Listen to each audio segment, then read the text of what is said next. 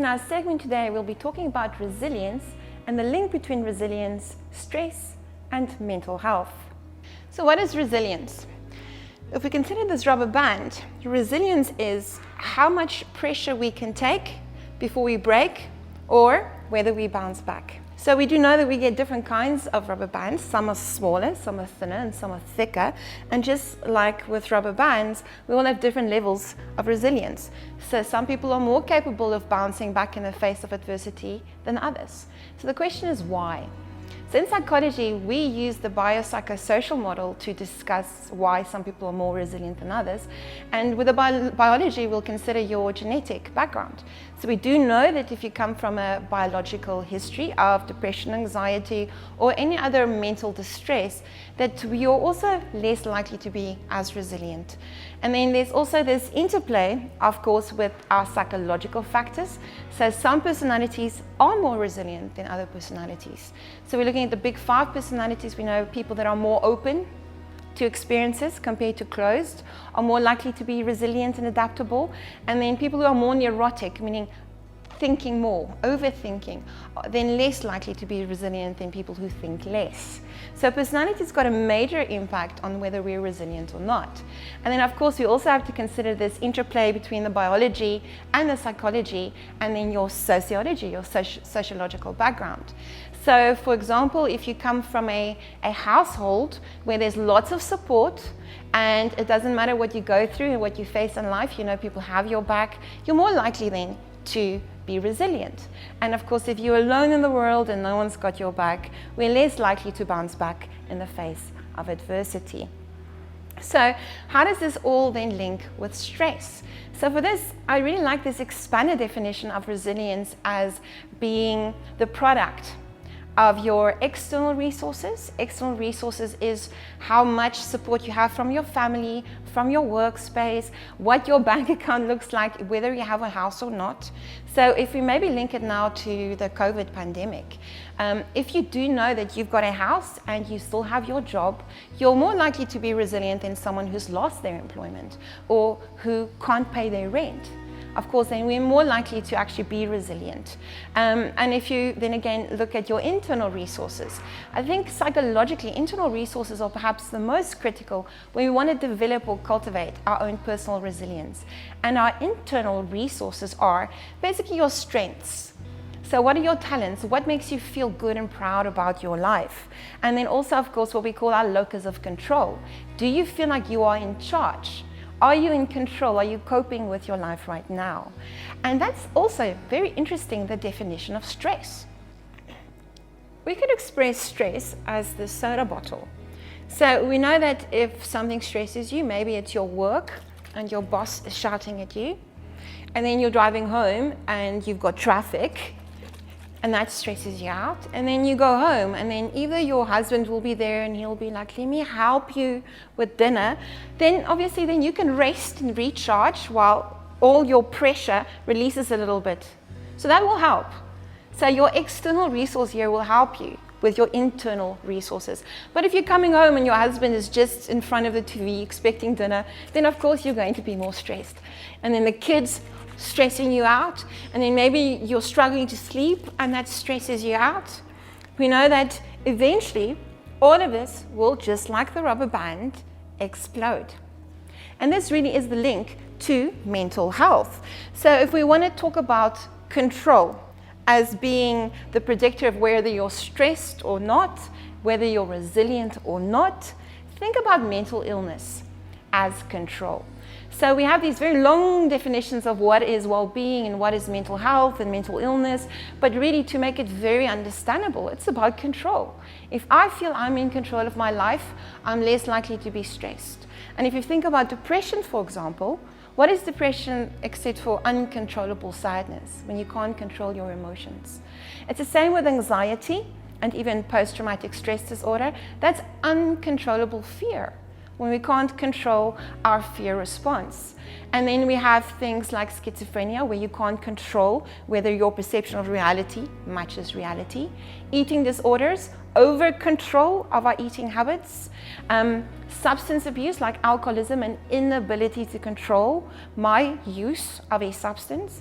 So all of these things have an element of control, and whether we're in control or not. Now, what I really would like to emphasize in these times of increased adversity, where we really need so much more resilience in these very trying times, I think this is perhaps the most important conversation when it comes to mental health and mental illness, is the fact that we have lost control. We don't have as much control as we used to in terms of our workplace, the economy, the lockdowns, and all of these things. Now, because we know that we've got more demands and we're coping less, we are more vulnerable. The one conversation I really want to have with the world right now is mental illness and the brain. Now, what people don't realize is our brain is a muscle, very much like the muscles in your legs. Now, if you start running tomorrow, you're not going to run very far, and it's going to be quite difficult. If you persist and you run for a week, you're going to get in the groove. It's going to be a lot more fun.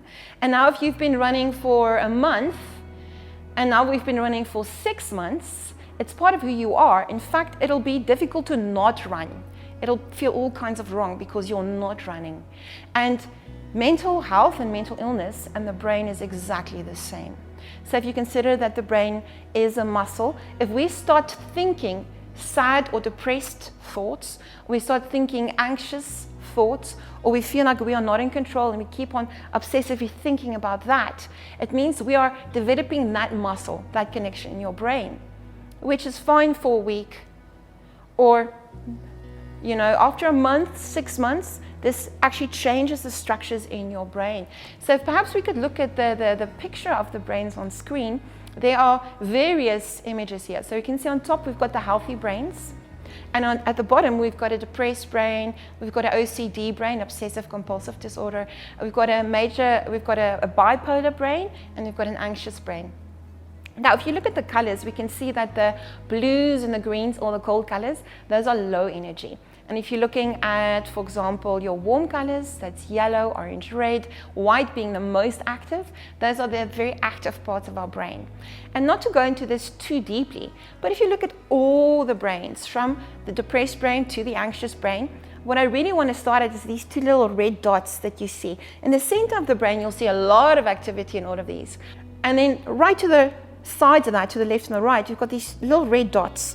You can see them in the depressed brain, and you can see them in all the other brains. You can look at the anxious brain there, almost white. That's how active they are.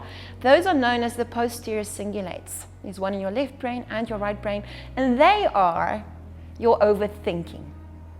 So you can see in all of the brains, we have an element of thinking too much, overthinking. And that's what we do when we feel out of control. When we're not controlling our lives, we try and think about how I'm going to fix this, what am I going to do? And because we're overthinking, you can see the center brain being super active. And those are our feelings. So you can see we're thinking more, which means we're feeling more, which then leads to structural changes in the brain that lead to mental illness. Now, it's quite easy to go down this rabbit hole of excessive thinking that changes your brain structurally, and then you sit with a mental illness. Reversing this takes a lot more work. So if we want to take the brains at the bottom and return them into the brains on top, this really, as much as if we've got a heart condition and we know for that I need to take medication, and I know that I've got diabetes, which is an imbalance in my insulin hormones, so for that I need to take medication.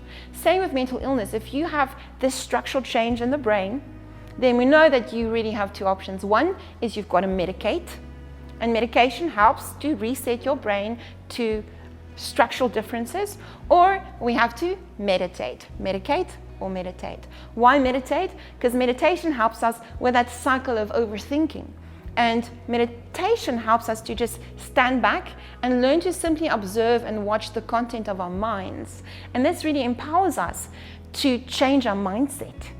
And this is really what we want to do. We want to try and change our mindset so that we can look at what is really within the power of my control, rather than focusing and obsessing about what I cannot control. It also teaches us kindness and love towards ourselves. And if we can learn to be more kind, then we are less likely to start over-analyzing and criticizing ourselves, again spiraling, which then again leads to more stress, low resilience, and then obviously long-term mental illness. So really, if we can just emphasize the fact that yes, we've got more adversity now than we've ever faced before in most of our lifetimes.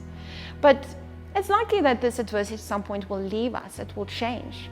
But what might stay is a depressed brain, an anxious brain, or an OCD brain that is going to be in the long term with us.